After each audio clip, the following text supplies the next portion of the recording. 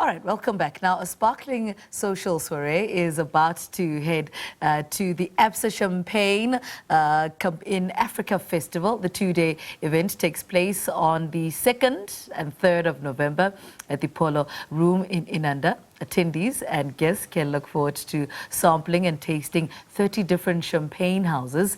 Guests will also get access to visual arts and fashion displays. Now, to share more on this, we're joined by Benedict, Head of Corporate Reputation and Integrated Communications at Absa Corporate and Investment Banking, and also one of the stallers or the champagne connoisseurs that are coming. So good morning, welcome to Morning Live. Tell us a little bit about where you're from and how you're part of the festival.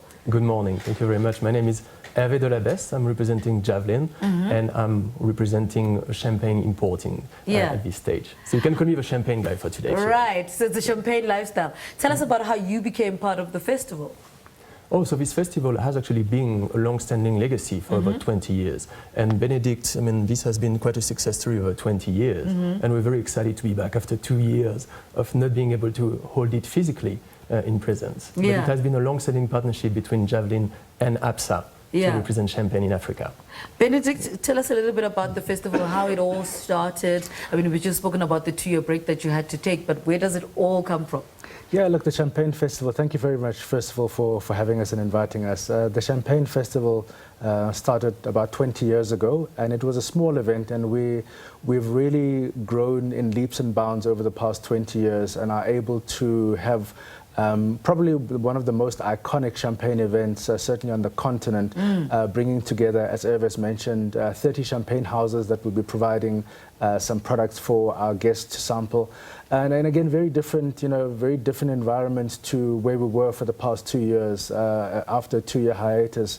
Happy to be in person, happy to be celebrating.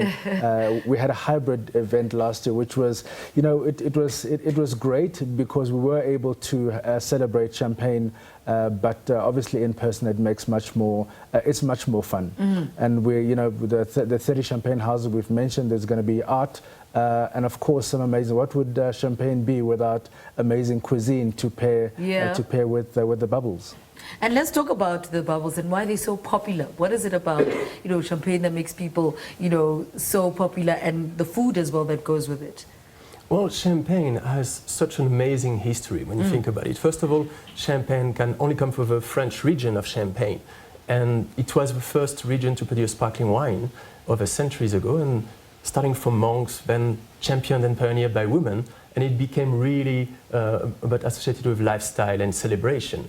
Today, what champagne stands for, it's success, it's togetherness. That's what champagne is meant to be shared with people, and it's very aspirational. Now, when it comes to food, champagne can pair with everything, every different occasion. One of the best pairing with champagne, for example, would be oysters, and we're going to have some amazing Sardana oysters to pair with a wide array of champagne in that regard. And talk to us about the food as well that's going to be sampled there. How do you then select, which food to then sample that goes with the perfect champagne, for instance? Yeah, so we've got chefs that are going to be curating some amazing food, and then they'll be paired with the various different champagne at the various different champagne stations, and we'll have the opportunity, as Hervé said, oysters and champagne, I think, are probably the most famous and maybe the most popular pairing.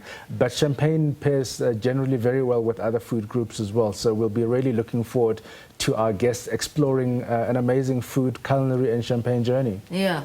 How do you make it differently this year, make sure that it's different from all the other years, so because you would have those people that would have attended the one before lockdown, then they're attending again. How do you ensure that it's different?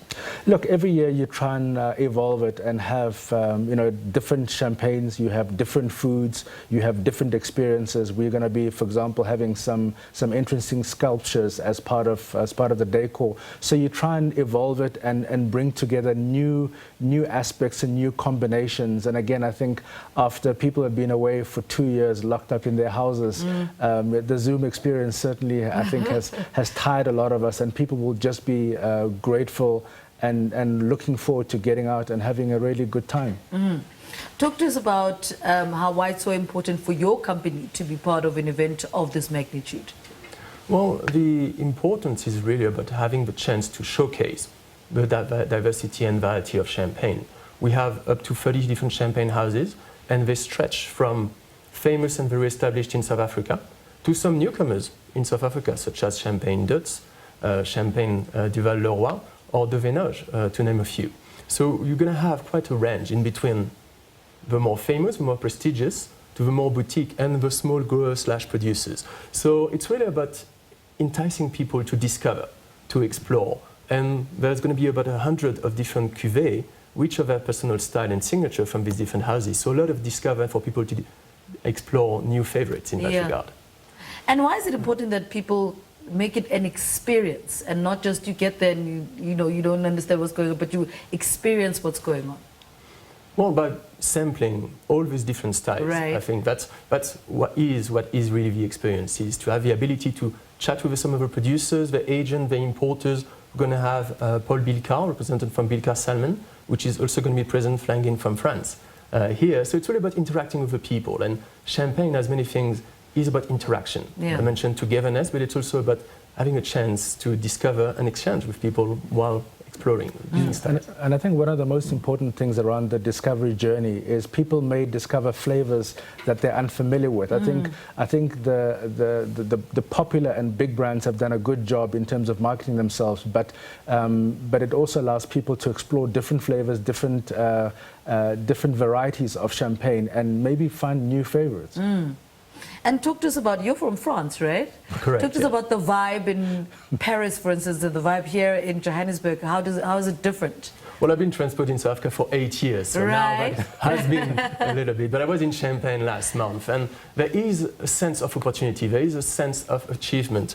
Obviously, we know that the last 2 years have been challenging, including in Champagne. You may be familiar that there was some shortages in Champagne that can be explained by having 2 very difficult harvests with low yields in 2020 and 2021.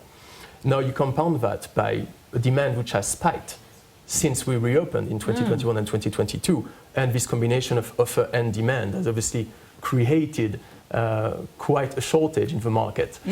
So there is a chance now, with 2022 having been a wonderful harvest and all the champagne producers a very large smile when I was there last month, to finally be able to supply the markets again. They'll be smiling on the way to Absa Bank, hey? All right, give us details and this venue, why is this the perfect venue for what you're trying to do? Well, you got to find a venue that is large enough to cater for a significant number of people, but small enough to create an intimate experience, because you don't want it to be kind of, it's not a rowdy kind of event. It's an elegant, it's a classy, it's a premium event, and the venue, the Polo Room, really allows us to curate a fantastic, classy event, whilst being able to cater for a number of people. So it's a really perfect venue for that. And the art, I didn't ask a little bit about. You spoke about sculptures a little bit about that, but tell us about the art. There's going to be one of our local artists that's going to be bringing some of the sculptures that he has created, and also being able to interact. It creates also a nice visual experience to go with the event as well.